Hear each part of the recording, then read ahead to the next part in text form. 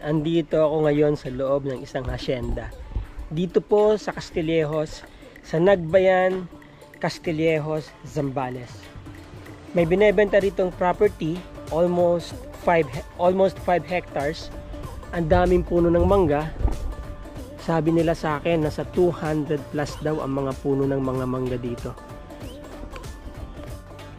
Iba-ibang varieties. Fully fenced po ang property. Mataas ang bakod. Ang lalaki ng gate.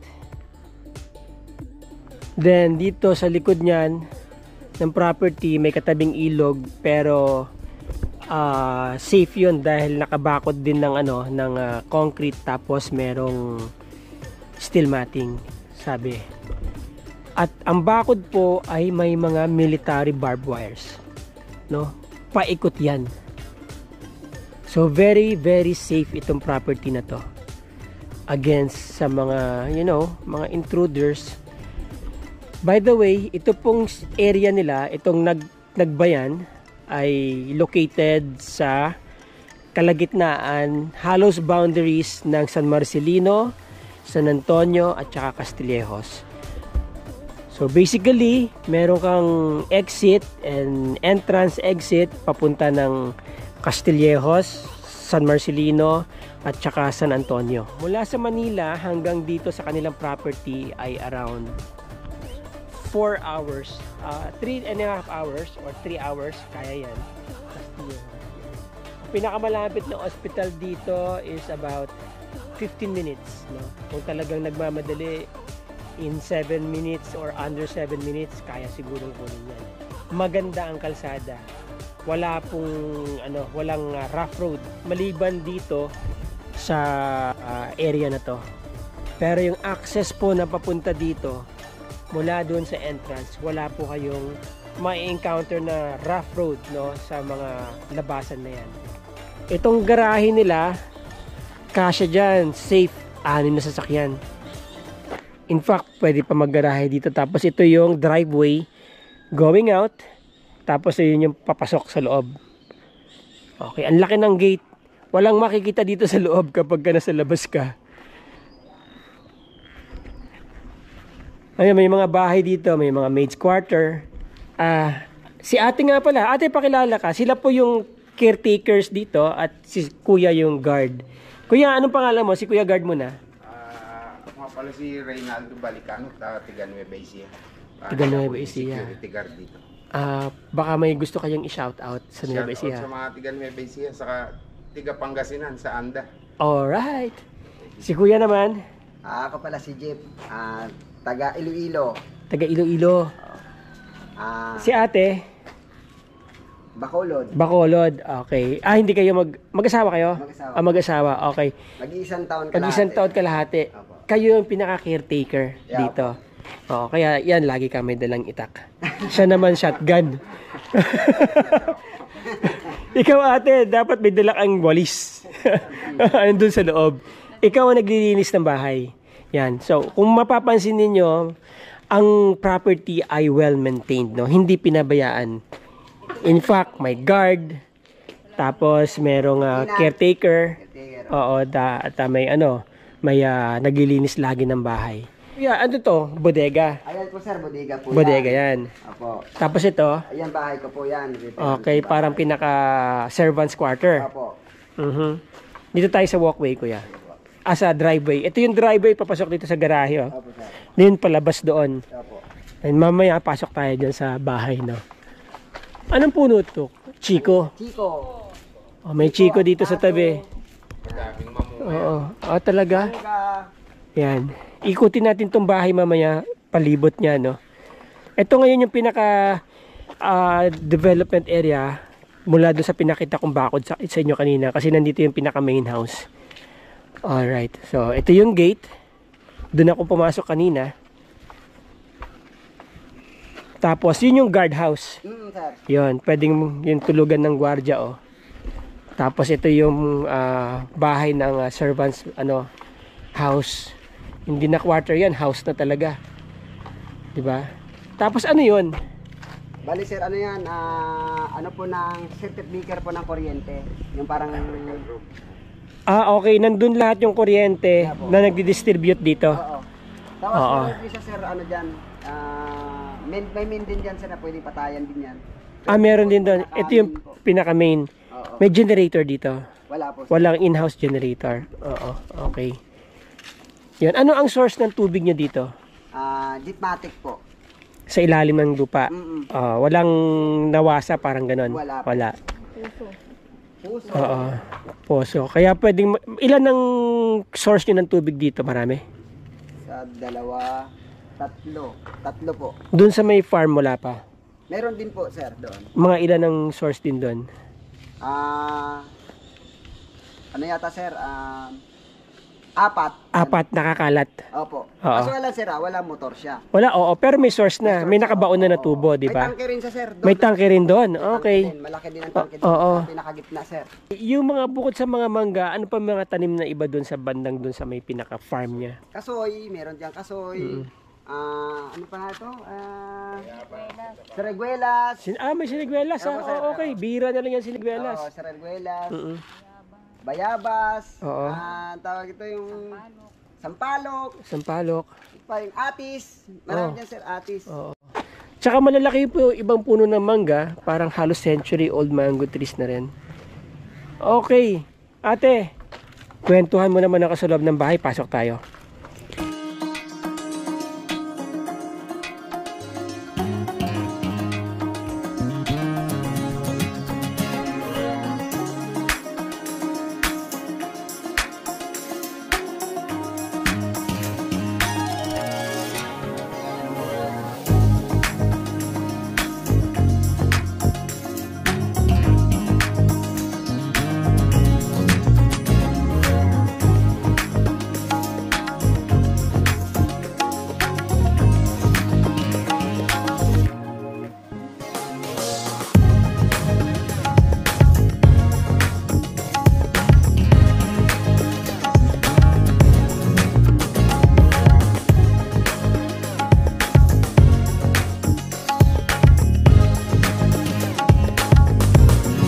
Ito po, ang main entrance.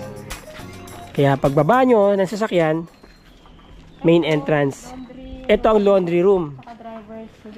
Ito driver's room. Okay, tignan nyo, hiwalay pa yun sa driver nyo. Meron kayong driver's quarter dito. Tapos ito yung laundry room. O, yun. Ito ang laundry room. May CR din ang laundry room, ha? Mamaya tanong ko sa iyo kung ilan ang CR lahat nito. Ito may access na sa loob. Okay. Dito tayo dumaan sa pinaka... Kami. Oo. Ayan, no. Meron din nga dito lababo. Akit tayo sa main.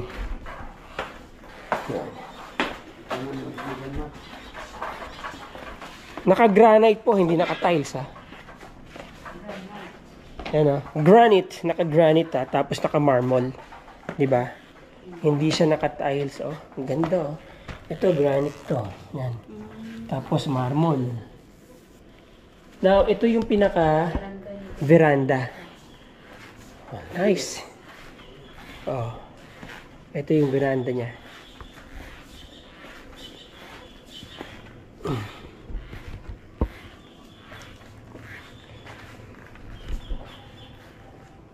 Okay, ah. May mga tanim kayong kalamansi dito sa gilid, no?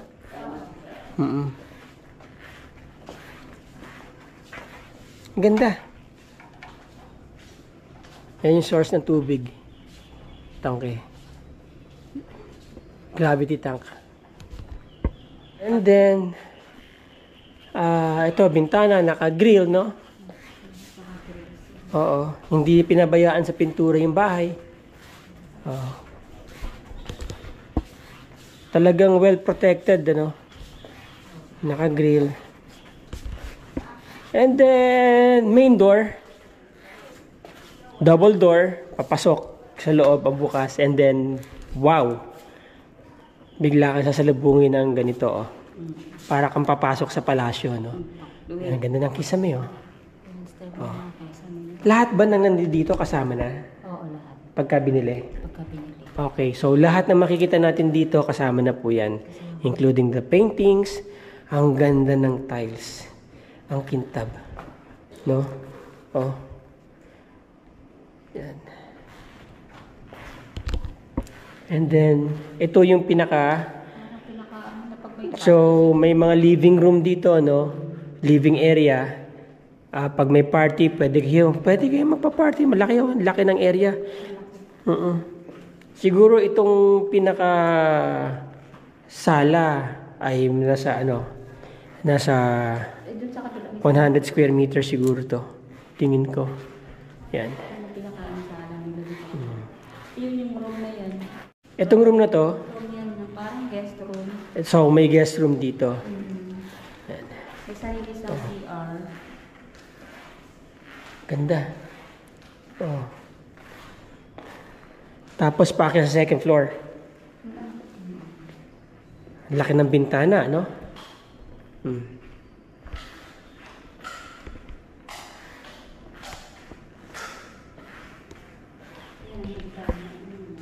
Laki ng bintana.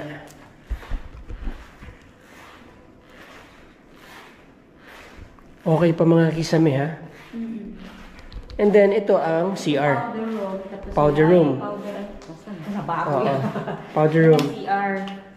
Alright. Wala siyang ilaw na Hindi ko alam ang nila sa kasi. Pero dati may ilaw yan. Biglang Okay.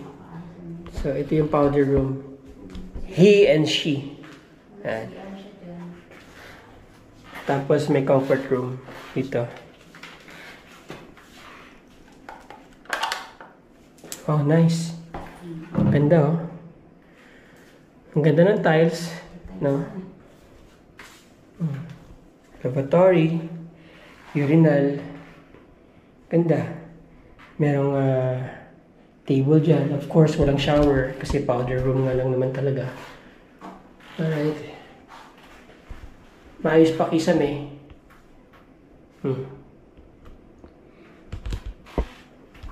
Nice. Oh, yan.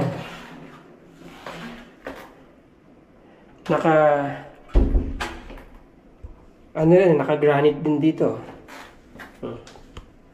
Tapos nakapatong lang yung lababo. Yan, may dalawang salamin, vanity mirrors.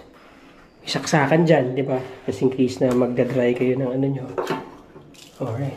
Tubig. Okay. Working. And then, katabi nito ay guest room. Ito po yung guest room. Wow, ang ganda.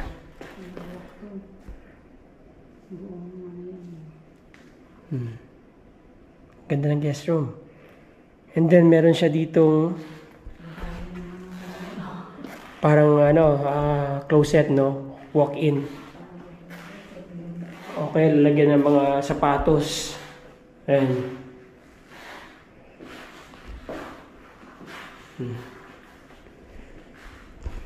Well-maintained ang bahay, no? Ang ganda. Ang laki ng bintana. Well, syempre, pag malalaki ang bintana, magandang pasok ng liwanag. Maaliwalas. Hindi nakakasawang umikot sa bahay na to kasi marami kang nakikitang mga intricate na designs. Yan, no? So, ito yung kama ng guest room. Kahoy.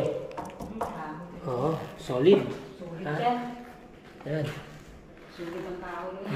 Mabigat. Makapal ang ang kama. O, ayan, o. Tapos ito ang view dito. Yun. Hindi lang maganda pa kasi hindi pa nagamuhan. Oo, pero kapag yan, na-landscape yan, ang ganda po niyan. Kasi yan, ang laki nga kasi ng bintana, eh. Oh. Oh, then meron kang dyan, another mirror, air conditioned, no? Kasama na yan. Tapos dito meron din siyang another room na naman dito. 'Di ba? Yan.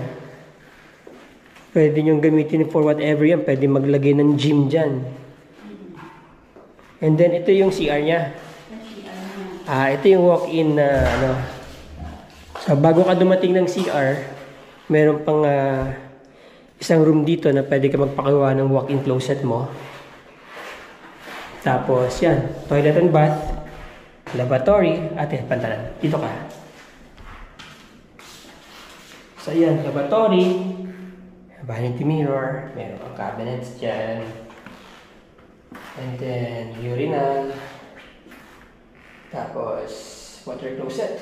Alright. And then, enclosed ang shower area. Nice.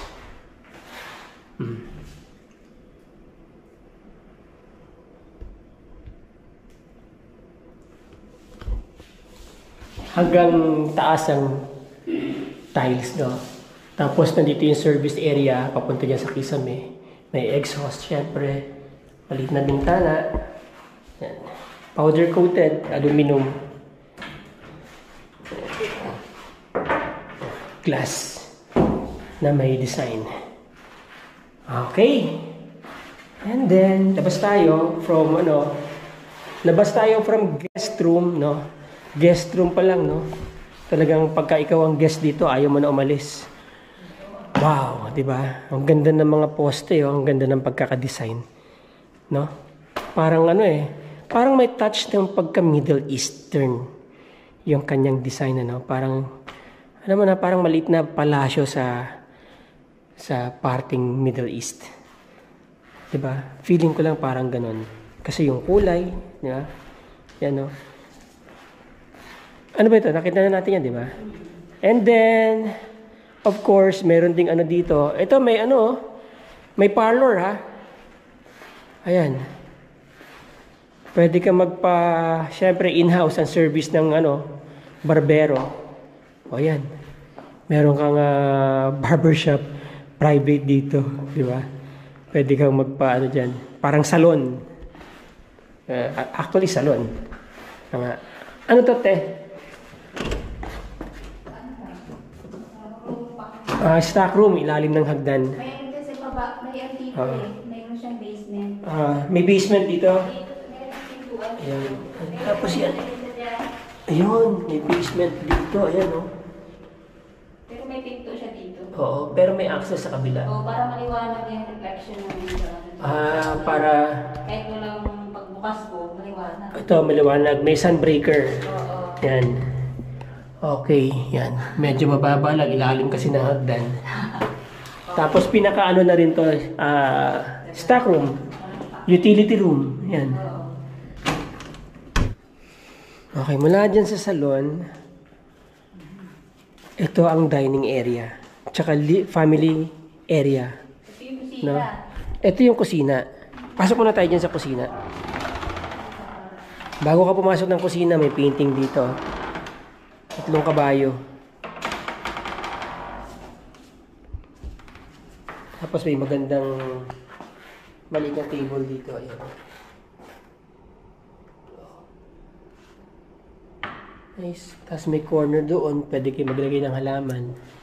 Nandun yung pinaka... mayroong service area doon, no? Service panel.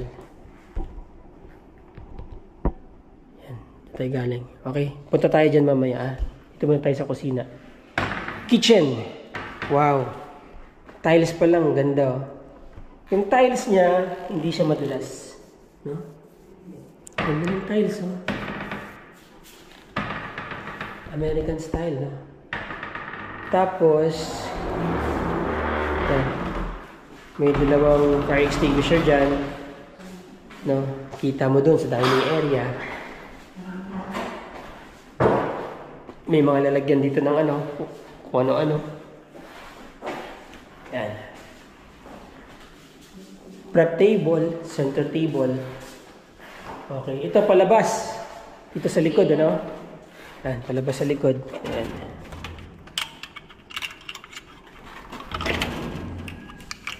Yan natin sa labas yan. Yung mga stocks, mga pinamili, dito ang daan. Na, papasok dito sa kitchen. Yun. And may mga emergency lights, no? Gumagana yung mga emergency lights. Hindi ko lang alam. Ang palagay ko, pwede naman paganahin yan. May vent doon. Ayan, o. Ventilation. May ventilation din doon. Nakikita ko. Okay, siguro may range hood dyan. Okay, center table. No? Naka-module. Modular yata to.